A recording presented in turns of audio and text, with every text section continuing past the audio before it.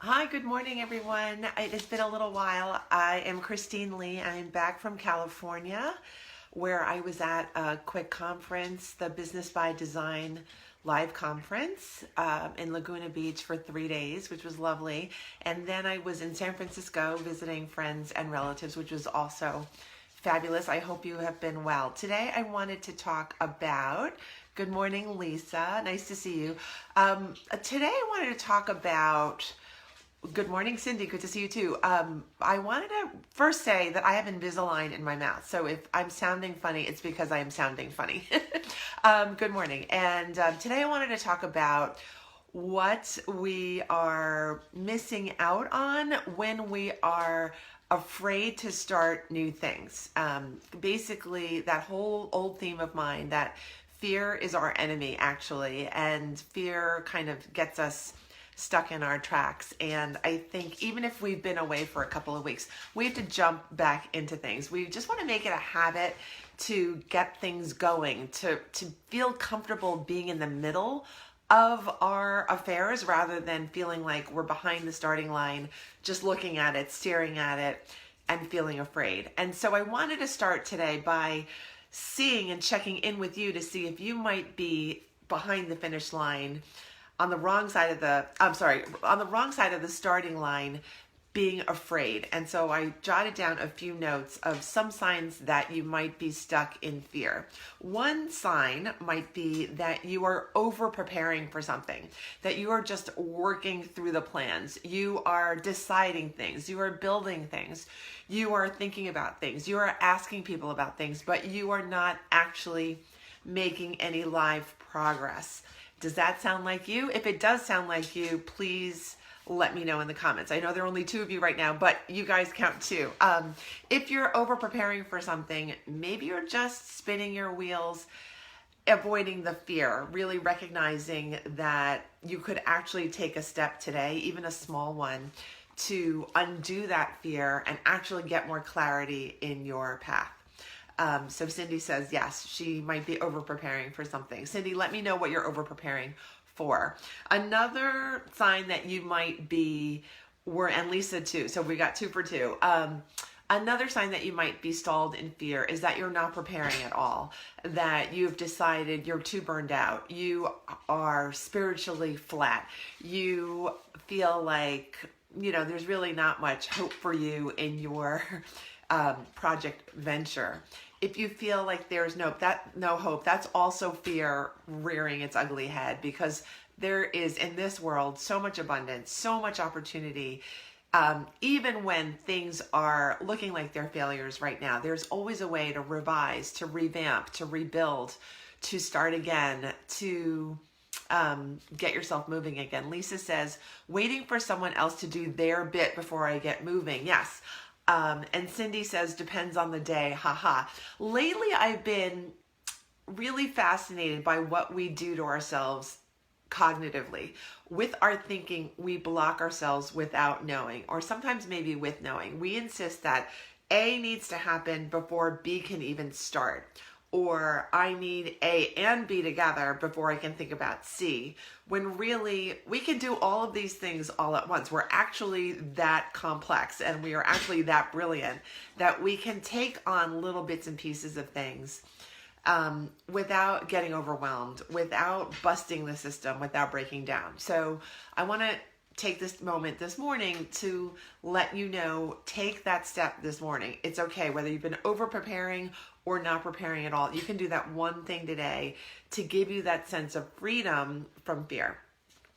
Another sign that you are stuck in fear is that you are comparing yourself to other people. You've heard me say this before, but comparing yourself to other people is just the most fruitless activity you can take on. I'd rather you watch Netflix, honestly, because this comparing is just generally a pathway to feeling badly about yourself. And I'd say let's just avoid that altogether. Anything that makes you feel less than, not capable, not ready, just get rid of that behavior. Turn on the TV if you need to, go for a walk, hug your dog, but don't compare yourself to other people, because that just means you're afraid. Last thing that might be a sign that you are fearing things is that you are envisioning in your mind of minds the end result and that it's not going well, that it's going to be a flop, that nobody's going to care, that you are invisible, that you've wasted your money, whatever it is for you. If you're thinking about how the end story is at the starting line, you might be kind of steeping yourself in fear. And instead of doing that, again, pick one thing today to do to just test this out. I'd rather see you test it than envision it and not ever put any fuel in the tank or miles on the road. Let's put it that way. Cindy says, I don't compare in jealousy. I do love when others succeed. I feel guilt for not going my thing too. For not doing your thing too. Yeah, get rid of the guilt, Cindy, because you are a wonderful light of being, and we want to see what you're made of. We want to see your creativity. We want to see your energy. We want to see you out there, just like we want your friends to succeed as well. You have just as much room, if not more, so take that action. You are a fireball. I know, I've met you in person. You're a fireball. All right, take my word for it if you don't believe yourself. All right, now I'm going to shift to the other part of the discussion today, which is what you can do today. One, I've already said this 4 times already. Take a baby step. Figure out what you can do. Nobody has to know about it, but you need to know about it. You need to know that you've made some progress. Email that person that you've been meaning to. Send that thank you note. Go to the gym. Vote today. That's a good one in the US, huh? That's a good one. Vote, vote, vote, vote, vote. Take that baby step. Set that momentum into motion and consider it a win. Turn that baby step into a daily habit somehow. I know that's a little bit more to ask, but try to do a simple daily habit for the next 3 days and enjoy that. Don't compare yourself to what other people are doing, but enjoy the fact that you've done something new for over the next 3 days. Cindy says, I had a couple of small successes yesterday and I felt so proud of me. Yes, the only way we get these good feelings is by actually taking action. These thoughts, they're nice, but oftentimes when we're procrastinating, when we're fearing, our thoughts bring us down rather than up. And it's that action that actually elevates us. So thank you, Cindy, for sharing that too. I want to hear the good news too.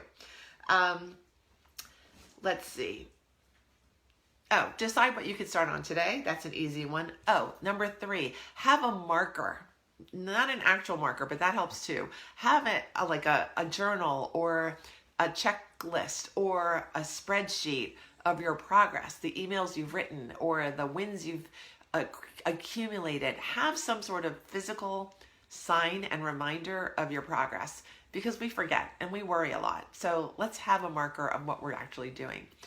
And the last thing is, remember, I'm stealing this from a friend of mine. I met this friend, Annie Pagero, at Business by Design Live. I just watched her live this morning. She's in Japan, I'm in New York, but we all share the same message, which is when we make ourselves happier, when we take action, the people around us are happy too. We forget that. We think, it's just our little dreams, it's our little lives, it's our little actions. But when we're doing well, everyone around us does well. And for some reason, I feel like crying at that thought, but it's true. And we kind of forget that. Our fears kind of make us think that we're so small we don't matter, and we all matter, and we're really big, and we can vote today, and we can remember that we have a lot of power, we have a lot of energy, we have a lot to contribute, and we have a lot to get done oftentimes. So let's go get him. I'm so glad to be back. It feels good to be back, even with the fake braces here.